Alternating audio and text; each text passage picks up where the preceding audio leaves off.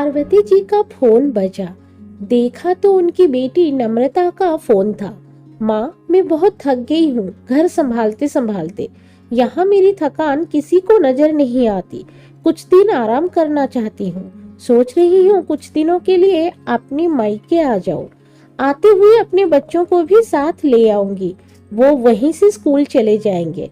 आखिर एक ही शहर में ससुराल और मायका होने का कुछ तो फायदा मिले। नम्रता ने फोन पर अपनी माँ से कहा। पार्वती जी ने दूसरी तरफ से कहा, हाँ बेटा, जब तेरी इच्छा हो आ जाना। आखिर ये तेरा भी तो घर है। ठीक है माँ, तो मैं कल ही आ जाऊंगी। नम्रता खुश हो बोली। हाँ बेटा, कल आ जाओ, मैं तुम्हारा इंतजार करूंगी। अभी मैं फोन रखती हूँ, मुझे मंदिर भी जाना है। पार्वती जी ने फोन रख दिया और सीधे किचन में गई। किचन में खाना बना रही बहू से बोली, अरे अनुपमा सुनो, कल तुम्हारी ननंद आ रही है। आज बाजार जाकर फल सब्जी और मिठाइयाँ लेकर आना।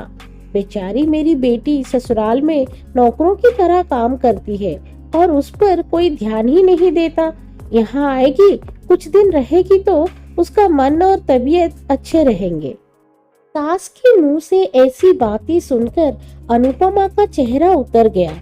वह मन ही मन सोचने लगी, काश आपको मेरी थकावट की भी नजर आती। मैं भी दिन रात झाड़ू पोछा बर्तन खाना बनाना मार्केट जाना और हर वह काम करती हूँ जिससे हमारे परिवार वालों की कोई दिक्कत ना हो। काश आप मुझ पर भी ध्यान दे पाती। आपकी बेटी तो जब मन में आता है तब यहाँ आ जाती है, लेकिन मैं साल में एक बार ही अपनी माँ के पास जाती हूँ, तब भी आपको प्रॉब्लम होती है। मैं भी इंसान हूँ, मेरा भी मन है।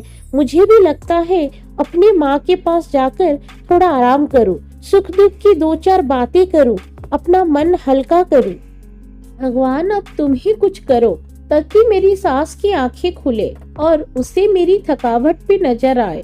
शाम तक भगवान ने जैसे अनुपमा की सुन ली और उसकी ननंद का फोन आया। ननंद ने अपनी माँ से कहा कि उसकी सास ने उसे मायके आने के लिए मना कर दिया है, इसलिए इस बार वो नहीं आ सकती। पार्वती जी बोली, ऐसे कैसे मना कर दिया? पहले तो कभी वह तुम्हें आने के लिए नहीं रोकती थी, इस बार भला क्या हो गया? लाओ मेरी बात कराओ उनसे, मैं समझाती हूँ। नम्रता ने फोन अपनी सास के पास दिया। पार्वती जी ने कहा, नमस्कार समधन जी, आपसे कुछ कहना था। समधन जी ने कहा, कहिए। दरअसल नम्रता कल त्योहार है, इसलिए अपने मायके आना चाहती है। अगर आप उसे भेज देते तो अच्छा रहेगा। नम्रता की सास ने कहा, देखिए समधन जी, आपकी बेटी मायके जाकर रहे, इस बात के लिए हमने उसे कभी नहीं रोका और इस बात से हमें कोई प्रॉब्लम है भी नहीं।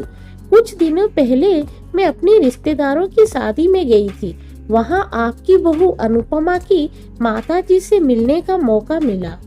उनसे गपशप करने के दौरान उनकी बातों से पता चला कि अनुपमा को साल में एक ही बार अपने मायके जाने को मिलता है और वह भी बहुत कम समय के लिए। मुझे लगता है आपको पहले अनुपमा को उसके मायके भेज देना चाहिए और वह जब मायके होकर आ जाएगी तो मैं नम्रता को आपके पास भेज दूंगी। एक बहुत जरूरी बात जो मुझे लगता है आपको समझ लेनी चाहिए कि आपको अपनी बहू को भी बेटी की तरह या बेटी से भी ज्यादा प्यार देना चाहिए। उसे भी मायके जाने की इच्छा होती होगी। हो सकता है नम्रता की वहां आने से उसकी आवभगत करने के लिए आप उसे उसके मायके नहीं भेजती होंगी, या फिर वह आपसे कुछ कहने से भी अभी डरती हो। अगर आप उसको घर में ही कैद रखेगी तो एक दिन ऐसा आएगा जब वह आपके खिलाफ बोलने लगेगी, फिर वह आपकी सुनेगी भी नहीं और जब चाहे तब अपने मायके जाएगी। ऐसी परिस्थिति आए, इससे अच्छा है कि आप ही कुछ बदलाव अमल में ले आए जिससे आपका रिश्ता और रिश्ते की मिठास खराब ना हो। पार्वती को अपने समधन के हर एक शब्द में सच्चाई नजर आई। उन्हें महसूस हुआ कि उन्होंने अपनी बेटी के प्यार में अंधे होकर कभी भी अपनी बहू के मन का विचार नहीं किया। उन्होंने हमेशा ही अपनी बेटी को अपनी बहू से ऊपर रखा। दूसरी तरफ नम्रता भी अपनी भाभी के बारे में हो रही है इस बातचीत को सुन रही थी। उसने भी रियलाइज किया कि वह कभी भी अपनी भाभी के साथ ठीक से बात नहीं करती और जब जब वह अपने मायके जाती है तो भाभी थोड़ी उदास रहती है। पार्वती जी ने अपनी बहू को बुलाया और उससे कहा कि अनुपमा, कुछ दिनों के लिए नम्रता नहीं आने वाली है, इसलिए पहले तुम अपने मायके होकर आओ। यह सुनते ही अनुपमा का चेहरा खिल गया, क्योंकि यह पहली बार था जब उसकी सास ने सामने से उसे अपनी मायके जाने के लिए कहा था। अगले दिन अनुपमा अपने मायके गई और इस बार 1-2 दिन नहीं, पूरे हफ्ते भर रहकर आई।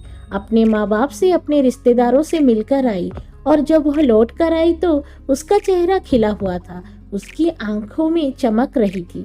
अनुपमा के आने के बाद नम्रता भी अपने मायके आई और इस बार वो खुद सामने से अपनी भाभी से खुशी खुशी मिली और अच्छे से बात की। नम्रता ने अपनी माँ से बात करके उन्हें भी अच्छे से समझाने में मदद की कि वह कहीं ना कहीं अनुपमा के साथ गलत व्यवहार कर रहे थे। दूसरी तरफ अनुपमा अपनी ससुराल वालों की बदले रवैया से बहुत खुश थी। अब वह खुशी खुशी सबका ध्यान रखती और हर काम प्यार से करती। वह ध्यान रखती कि कोई भी ऐसी बात या काम ना करे जिससे घर में तनाव का माहौल पैदा हो। पार्वती जी अब अपनी बहू को खुद ही समय समय पर मायके भेज दिया करती। एक छोटे से बदलाव ने सास बहू और भाभी ननंद के बीच की कड़वाहट को दूर कर दिया और रिश्तों को और भी ज्यादा मीठा और मजबूत कर दिया। दोस्तों, आपको कहानी कैसी लगी? अच्छी लगी है तो लाइक शेयर करिएगा और ऐसी कहानी सुनने के लिए मेरे चैनल को जरूर सब्सक्राइब करिएगा। धन्यवाद।